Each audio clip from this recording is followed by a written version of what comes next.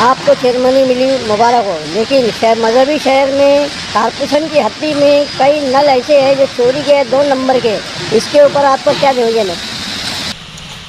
जितनी main pan raising line के ऊपर जितनी है पाइपें, हम लोगों का नियोजन है कि वो निकालने का है, और अगर वो नहीं हम निकाल सके तो हम लोग इनके ऊपर मीटर लगाएंगे।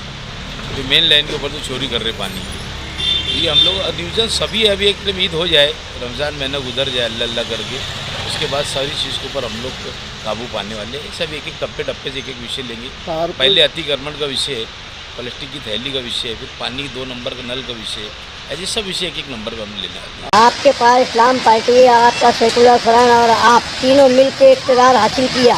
कारपोरेशन की प्रॉपर्टी में कई अफराद ऐसे हैं जो चोरी भी कर रहे हैं।